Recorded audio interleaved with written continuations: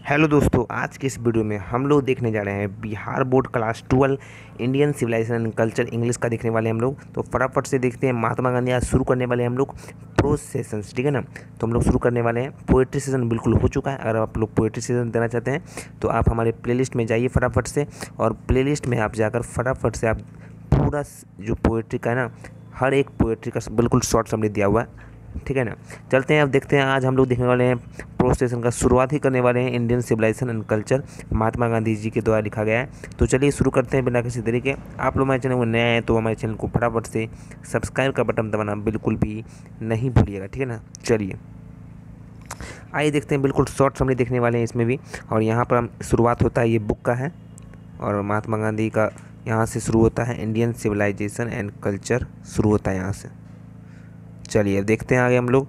यहाँ पर आप देख सकते हैं इतना पेज, दो पेज है इधर, यहाँ पर देख सकते हैं। और इतना यहाँ तक हमारा लास्ट होता है, Mahatma Gandhi the Indian civilisation and culture.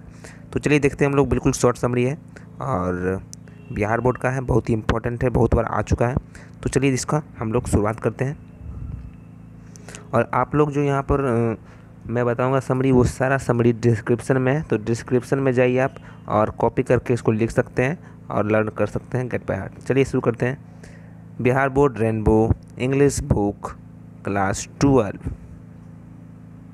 चलिए चलिए आइए देखते हैं Indian civilisation, Indian civilisation and culture क्या कहता है इसमें, शुरू से देख लीजिए। This is a famous essay written by M K Gandhi.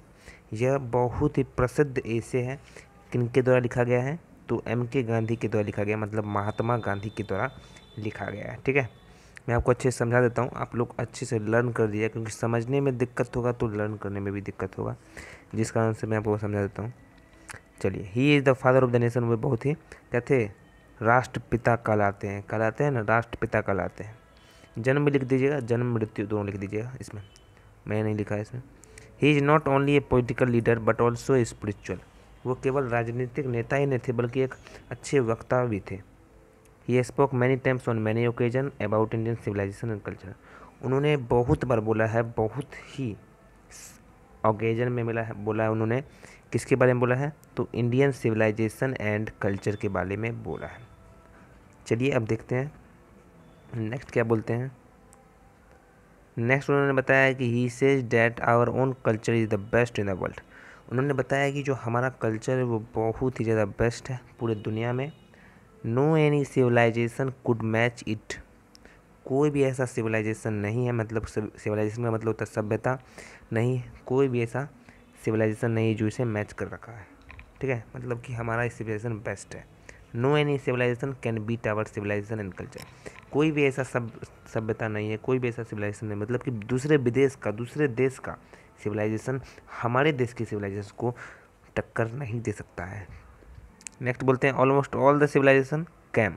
कहते हैं कि ज़्यादातर सभी सिविलाइजेशन, सभी सभ्यता, हर एक देश की सभ्यता आए और वेंट और गए, बट इंडियन सिविलाइजेशन है स्टिल वेरी गुड फाउंडेशन। लेकिन इंडिया का जो सिविलाइजेशन है अभी तक बिल्कुल अच्छे नींव से खड़ा है। इट रिमेंड ग्लोरियस, और ये अभी तक क्या है, बिल्कुल अच्छे से खड़ा है, ग्लोरियस। चलिए नेक्स्ट देखते हैं।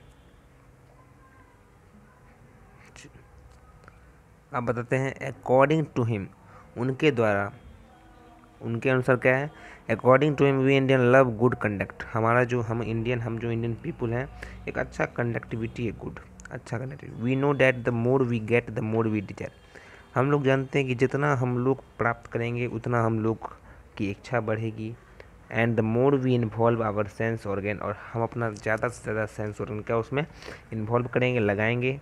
And the more we get trouble, और ज़्यादा से ज़्यादा क्या होंगे सर, हम परेशान होंगे। So our forefather say that we should minimise our desire and lust. जिस कारण से महात्मा गांधी ने कहा कि हम लोगों के पूर्वज ने, इसलिए हमारे पूर्वज कहे हैं कि हम लोगों को कम से कम इच्छा अपनी रखनी चाहिए, कम से कम राजपाट रखना चाहिए, क्या क्या, ताकि हम परेशान ना हो, ठीक है ना। They found out that happiness is a mental condition. उन्होंने ढूंढा है कि जो खुशियाँ हैं वो बहुत ही मेंटल कंडीशन है, परिस्थिति है। So our forefather say that live away from luxurious and pleasure. जिस कारण से हमारे जो पूर्वज हैं उन्होंने कहा कि हमें छोड़ देना चाहिए लग्जरियस लाइफ को और प्लेजर खुशियाँ को। नेक्स्ट करते हैं, India has no any system of spoiling the life. India में ऐसा कोई भी सिस्टम नहीं है जो हमारे जीवन को बर्बाद कर दे। Indian civilisation is better than western culture. जो इंडियन सिविलाइजेशन है वो हमारे वेस्टर्न कल्चर मतलब विदेशी सभ्यता से अच्छा है। Because it has no faith in court, क्योंकि वो विश्वास नहीं करता है कोर्ट पर, लॉयर पर, डॉक्टर पर, उसके बेटरमेंट ऑफ पीपुल पर। नेक्स्ट कहता है, the Indian civilisation is improving the morality. जो इंडियन सिविलाइजेशन है वो नैतिकता को इम्प्रूव कर रहा है, बढ़ा रहा है, लेकिन वेस्टर्न सिविलाइजेशन क्या कर रहा है, वो अभी भी डेवलपिंग कर रहा है। इमोरलिटी, नैतिकता नहीं डेवलप कर रहा है। वेस्टर्न सिविलाइजेशन क्या कर रहा है, इमोरलिटी डेवलप कर रहा है। दोस्तों यहीं तक था हमारा आज का समरी। नेक्स्ट वीडियो में देखेंगे दूसरा समरी।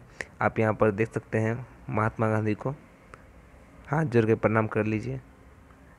आज के लिए इतना है, मिलते हैं नेक्स्ट वीडियो में।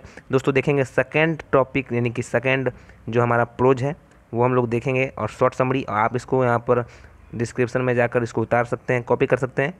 और मिलते हैं नेक्स्ट वीडियो को। तब तक के लिए आप लोग सब्सक्राइब कीजिए, लाइक कीजिए और शेयर करना बिल्कुल भी नहीं भूलिएगा।